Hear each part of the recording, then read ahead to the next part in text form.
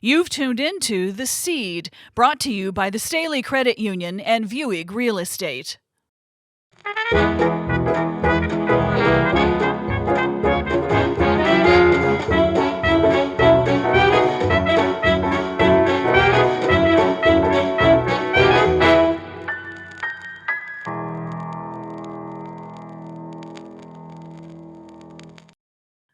Welcome to The Seed, our inaugural podcast. We are so glad that you have joined us today. I'm Julie Staley, CEO of Spencer Films and president of the Staley Museum. And joining me as my co-host is the director of the Staley Museum, Laura Jahr. How are you today, Laura? Fine, thank you. Good, good. It's good to see you over there. I know we've had a lot of ups and downs with the pandemic, but you guys are finally having visitors in and out, and that has to feel good to be able to share that story with everyone now. It does. It's the whole point of being here. We love when the visitors come in and they share stories with us and we tell them stories. It's Well, great. we do have a lot of stories planned for our podcast in every episode. Our goal here is to be a companion, kind of to give people an idea of what to expect for our documentary Fields of Gold. Spencer Films is producing this documentary coming up. Hopefully, we can announce something very, very soon. We're working on distribution, and we hope that we can make an announcement very, very soon. We are in post production, so we're getting very close to being finished with it. But we want to be able to tell the stories of A.E. Staley, of the A.E. Staley Manufacturing Company, and tell you about how we put together the film, give you the inside details about how we put this film together, about the stories that are surrounding the film, and even the stories that we were not able to include in this documentary because you just cannot tell everything. There just is not time. And there are so many, many things that we really wanted to include, but we could not because of time constraints. So we hope that we can share those stories here and people can get a little bit more information about the film and the history of A.E. Staley and the A.E. Staley Manufacturing Company. There is a lot of history over at the Staley Museum, which used to be or is the Staley Mansion, where A.E. Staley and Emma raised their 5 children. Laura, tell us about how he acquired this home. There's quite a story behind that, and how much they enjoyed living there. Well, this home was very meaningful to A.E. Staley. Of course, it had a history here in Decatur prior to Staley's ownership, which makes the fact that we're here, that the museum is here in this home, even more important. This home, aside from being the Staley family home, as I said, had a long history. This land that the home is on was actually purchased early in the founding of Macon County. It was used for various purposes. At one point, there was one man who was wanting to put early on, it was known as the Mound. And then a gentleman, a Methodist minister, was considering putting a school here, a Methodist college here. And from that point on, this piece of land was known as College Hill. Well, the college never came to pass. And then the land was sold to a gentleman named Quinlan, who was part of an important early business here in Decatur, Chambers Bearing and Quinlan. And he decided to build his family home. His home was very different from the home that we see here today, primarily because when Staley purchased the home, he essentially remodeled it, and I'll tell you about that in a minute. During the Civil War, this piece of land was used for mustering soldiers. Illinois regiments would muster here and drill here before going off to battle. Children would play on this ground, and when the circus came to town, this is where the tent went up, and people from the community would come and see the circus here on the mound. After Quinlan bought it and built the original home, it was then sold to another family, the Ennis family. And then in 1913, Mr. Staley bought this home. It was significant to Mr. Staley for a couple of different reasons. One reason was that prior to owning and starting his manufacturing business here in Decatur, he had been on the salesman circuit, and Illinois was part of his territory. And in the late 1800s, he would come through Decatur on that salesman circuit. And on Sundays, he would walk around the neighborhoods, and he would always make a point of walking by this house and seeing uh, the couriers and back in the carriage house, currying the horses and caring for the then horse-drawn buggies. And And he had no idea at that point that he would be living in Decatur. none whatsoever. But he would look up at this house, and as the family lore goes, which has come down to us from A.E. Staley himself in interviews, he would look up at this house and wonder if someday he would own a beautiful home like this himself. Little did he know at that time that he would end up coming to Decatur and starting a manufacturing business and actually owning this home. Another reason that this home was important to Mr. Staley at the time when he purchased it was because he had bought a defunct plant here in Decatur. There were a lot of people that didn't think he was going to be able to make a success of this plant when he started out. Yeah, a lot And of doubters. there were a lot of doubters, and they were very vocal about their doubts and his abilities to make a go of this. So when Staley decided to search for a home, he and Emma had rented a property not far from the Staley home when they first came to Decatur. But when he started looking for a property, in true Staley fashion, because he was a big man who always wanted to make a big statement. And so in true Staley fashion, he remembered this home, and it is one of the most magnificent historic homes here in Decatur. And it was available for purchase. And so by golly, he bought this home, and it was a statement to people in Decatur that he was here to stay, that he wasn't going anywhere, that he bought this beautiful, magnificent home, and then he invested quite a bit of money in remodeling it. Now, the question in my mind is why he felt the need to remodel it. And I don't have the answer to that.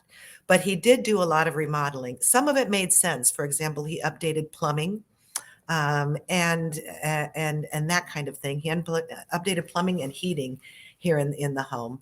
And then the other thing that he did, which was kind of an indication of the times, was that carriage house that he had so enjoyed watching when he was on the salesman circuit needed to be remodeled, because now we were in the early 1900s, not the late 1800s, and people with means and resources were moving away from the horse-drawn buggy and moving into the automobile. And Staley definitely was in that category. He had an automobile early on. He never drove, though. He wasn't a driver, so he always had a chauffeur. And the carriage house became a modern garage versus what it had been, which was a carriage house. And in the second floor of the carriage house, two apartments were created. One was for his chauffeur, and the other for the butler, for the family butler. So the carriage house kind of underwent this remodel, and the home underwent an extensive remodel, including the exterior of the home, which, when Quinlan built it, had more of a Victorian look to it. Queen Anne look, I guess, is what they would refer to it as. Staley remodeled it and made it have more of a Tudor-esque style exterior. So there were a lot of different things that he remodeled. And according to the local newspapers, it was supposed to come in between $15,000 and $20,000, but another newspaper after the fact quotes that the remodel actually was $125,000, which in 1913 was a considerable sum of money for a remodel. Yeah, and I want to add that the Decatur Herald and Review is a partner with us for this documentary, and they have been an amazing resource and partner to work with. They go all the way back to the very beginning with the Herald and the Review, and we've been able to utilize their services and their assistance and all of their support to help tell our story for the documentary. And they've always been really helpful with the museum as well in uncovering sharing details. I know that they've published many times. It's on their website if you can get on there, if you have a subscription. A lot of photos, old photos of the home and of the family, the company, and all of that in the early years. And it's really a lovely album to look at. I mean, they have dozens and dozens and dozens of these photos in an album that you can access digitally. So they've been a great partner for us. And we're going to have Justin Kahn from the Herald and Review on our next episode, which will be on February 15th. So we're looking forward to hearing his stories as well, because they've really enjoyed sharing this history along with us. And the house also was something that they moved in 1912 to Decatur. He moved the family from Baltimore to Decatur in 1912. They purchased the home in 1913, and the house had been built in the late 1800s, so it was already had been here for many years. So I see him as probably trying to do renovations on it to make it his own, kind of to Mhm. put his own, fingerprint on it, have his own style, and probably have his own, so people had their own perception of what they could expect from him as well. I think so. And one of the things that we see repeat throughout the A.E. Staley Sr. story is the way he uses resources and the way he is very aware of what is trending and how he incorporates those things into whether it's his work environment, his office building, or even here at the home. In the case of the home, when he did the renovations, the first architectural drawing that he had done was actually done by an architect at the company, at the manufacturing company. But the work was actually carried out. The actual architectural drawings for the work were done by a company out of Chicago named Childs and Smith. I haven't been able to gather much information about them. They seem to kind of have disappeared. I'm sure there's something out there, but we'll look for it. But one of the things that was happening, and it's kind of interesting because people often come into the museum and say, well, I heard something about that Frank Lloyd Wright had something to do with the remodeling of this home. And that has proven to not be the case. However, and this is just to kind of flesh out the personality of Mr. Staley, Frank Lloyd Wright's office had recently been here in Decatur building a couple other homes that were actually part of the Mueller family homes that were being built on Milliken Place. And Staley and the Muellers would have definitely moved in the same circles. And so Staley would have been aware of this architect, this Frank Lloyd Wright, who was the trending architect at the time. And so even when he was looking at the remodeling of the Staley home, I think he incorporated some aspects that were kind of Frank Lloyd Wright-esque, like the Japanese curved edges on the rooftops and things, and the glass enclosed sun porch. So Staley was definitely watching who was trending and who was doing really interesting things at the time, and kind of followed their lead.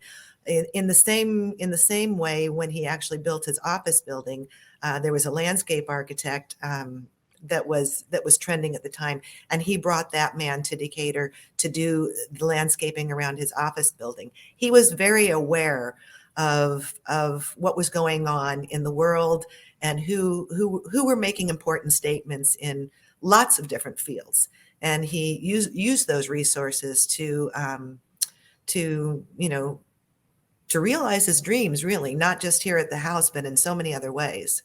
Absolutely, and even doing that for his employees, they were his family as well. He was always cognizant of what he could be doing to make life better for his employees. One example was instituting a credit union, a way for his employees to have a banking service at the company when they built the new administrative building.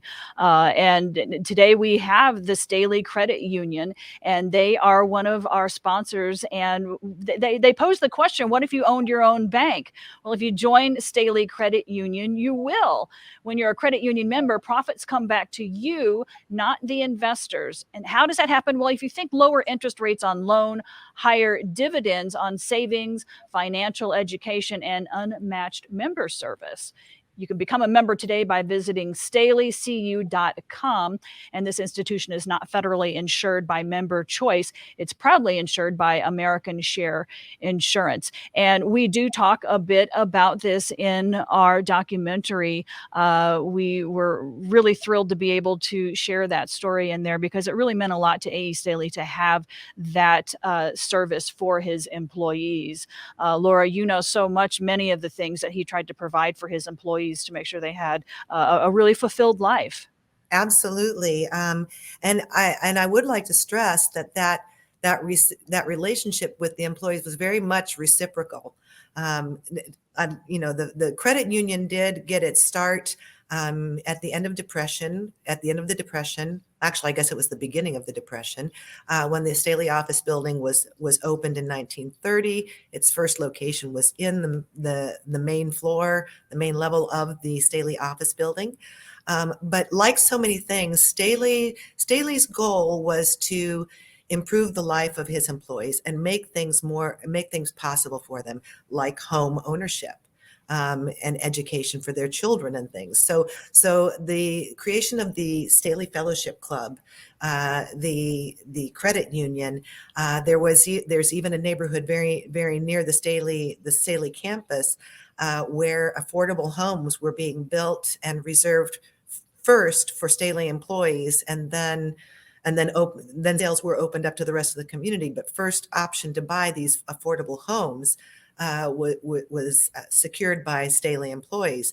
So he definitely was looking out for their well-being. I think it's important to understand that Staley came from humble beginnings, and he understood what it was to struggle and to make ends meet. And so that was very much in the forefront of his mind when dealing with his employees, whether it was through the Depression years or the war years. He recognized how fundamental his employees were to him. An anecdote here, since we've been discussing about the house, the employees played a trick on Mr. Staley here at the home.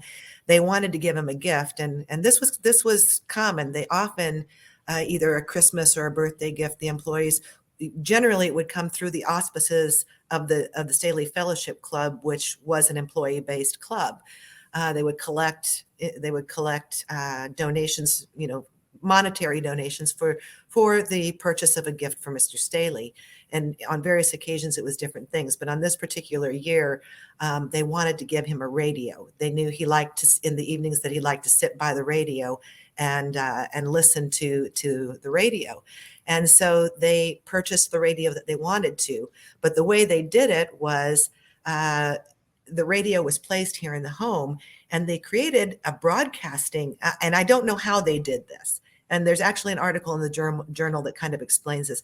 They were able to create a broadcast from the basement of the Staley home and come over the air announcing that this radio was going to be a gift to Mr. Staley from his employees who loved and appreciated him.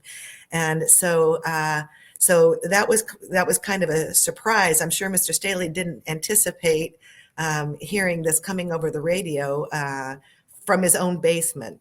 And so the fact that they had access to the basement, that they were able to, get access to the basement and set this all up and surprise him in this way, I think is very much an indication of how easy it was for them to interact with Mr. Staley Sr.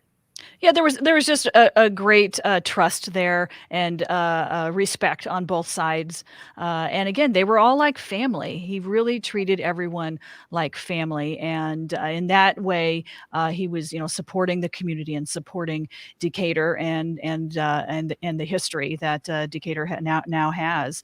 Another company we want to mention, one of our sponsors, Vieweg Real Estate. They are proud to support Decatur and its rich history. They not only help people people buy and sell residential and commercial real estate, they enjoy connecting them with the community that we all love. Decatur and Central Illinois have much to offer anyone who chooses to reside here, and Vieweg Real Estate is ready to help you find and buy that dream home or business. So you can find out more going to their website, which you can see right there on the screen. If you are listening, it is at viewegrealestate.com. That's VIEWEG realestate.com. Vieweg Real Estate, working hard so you don't have to, and that sounds really good. So we thank them for their not only their sponsorship, but the history that they have supported in Decatur. I also want to mention some of our partners. Also, first of all, I mentioned we do have our Herald and Review partner for the documentary, but also First Mid Insurance Group and McGuire, Uhas, Huffman, and Buckley CPA firm. They both have been very instrumental in helping us get this film off the ground and supporting Spencer Films, and we want to give them a shout out as well, because it takes a lot of people to put a film like this together. And again, it's been, gosh, 3-year process. So it's been a long journey, but it's coming to a close, and we are very, very excited to be able to share some more stories with people in the future. Laura, tell me before we kind of sign off here, maybe is there something that you hear from the visitors that come in, the same thing? They all want to see this, they all want to see that, or is there a question that they all seem to have, or do you see that they have a lot of different questions and different interests? Well, here at the museum, we see visitors for a lot of different reasons. Reasons that I think all of these reasons are valid for coming to this museum. No, but for example, there are some people that come that are connected to the Staley story in some way. They had a family member or somebody who worked at Staley. And when they come, even though we all feel like we still have so far to go to keep growing this story here at the museum, they are so appreciative of the fact that this is happening, that the story is being preserved, and that we're growing it little by little. And they just seem and they're so happy that this home is being cared for and has a purpose here in the community. So some people come because of their connection to the Staley manufacturing, or a family connection to the Staley manufacturing. Some people come because they want to know about the Chicago Bears and the home of the Chicago Bears, and so they come just to say, kind of, I guess it's kind of a Mecca experience. We've been to Mr. Staley's home. He was the one that got the ball rolling for what would eventually become the Chicago Bears. For us, it's the Decatur Staleys, obviously. Another reason people come to the museum is because they love old homes. And they want to see this big, beautiful old home here in Decatur. They understand that it was held by one of what we refer to as Decatur's founding families, and an entrepreneur, a historical entrepreneur that has truly left his mark, not only on this community, but in so many other ways. So they come to see the home. There are a lot of reasons people come to the museum, but they always seem very grateful that we're here, that this home is being preserved, that we're growing the story. And it's always a good feeling. And they always have lots of really great questions about whatever's brought them here. They have lots of great questions and a real desire to interact with the staff here. So we're very grateful for that. It makes it all worthwhile. Yeah, it kind of keeps you guys on your toes then, because you don't know what they're going to ask next. So Exactly. But I'll tell you what, I definitely have learned to admit when I don't know something. There's nothing worse than being caught trying to make up an answer. So it's better to admit that you don't know something, and give them the opportunity to tell you what they know, because sometimes they'll teach us. Sometimes visitors will come in that will teach us something, or lead us in the direction of something new that we hadn't even considered before. So it truly is an exchange of information. Yes, absolutely. And as historians, you're trying to constantly learn, because you can't ever know all of history, and sometimes history is recorded differently than what might have really happened. So you have to kind Well, of sift through that. sources often vary, and sometimes you believe something was one way, and then somebody sends you in a new direction, and you discover an even more viable or credible Mhm. source that We indicates to you that it was completely different. We did find that out. As you know, there were a few things in researching for this documentary that we were able to uncover some things that were not told or believed to be, even things that were handed down in the family that were inaccurate, not wildly inaccurate, but there were some inaccuracies in it, and so we were able to piece some things together much better, much more accurately. So yes, yeah, Let me sometimes just history say, is not the way it's told. no, and we are here at the museum. We're so excited for the documentary to come out. The documentary will be, kind of a living testament to what we're trying to do here. And we're also really looking forward to sitting down with your team and talking about all of this stuff that you guys have unearthed in your research process, stuff that may or may not have been able to make it into the film because of the scope of the film or whatever. But we are so excited about what's going to be happening with this film, and the opportunity to then sit down and grow our stories here with so much of what you all have been able to uncover in your research. Well, and the important thing for that people should note is that this isn't it's not just a Staley history. It's a big part of it. He had a really interesting life, very adventurous. But it's the company history, it's Decatur history, it's Illinois history, it's American history, it's even world history. There were achievements made on every level that I think people can identify with, or know someone who is connected to that. So we're just excited to put it out because we think that everyone can relate to this story in some way, shape, or form. And we have so many more stories that we are going to be able to share with everyone on our future podcasts. Our next episode is going to be coming to you on February the 15th, and we will have Justin Kahn from the Herald and Review. He will have some wonderful stories. We have talked to him quite a bit through this process, and he has some really great things to share about this history. So we are excited to bring that to everyone. Laura, do you have any final thoughts before we leave everyone this time? Well, I just want to say thank you to all of the entities and businesses that are supporting both Spencer Films and the development of this documentary, and the museum here locally here in Decatur. We've had great community support, and the businesses have supported us. I mean, everybody's been wonderful, and it's good to see that happening for the film as well. So I hope everybody will get out and see it. It's a great American dream story. Thank you so much. And we also want to thank Vieweg Real Estate, Staley Credit Union for being our sponsors. They have been really a force in the community for sharing and preserving history. So we thank them for being a part of this. Also, again, to our partners, the Herald and Review, First Mid Insurance Group, and McGuire Uhas Huffman and Buckley CPA firm for their support. If you would like to hear more stories and look a little bit more deeper into what we do, you can go to the Staley Museum, StaleyMuseum.com. That's StaleyMuseum.com, or SpencerFilmsLLC.com, and learn a little bit more about what we do. So hopefully we can catch you all next time on February 15th when we will be back with Justin Kahn from the Herald and Review. Take care, everyone.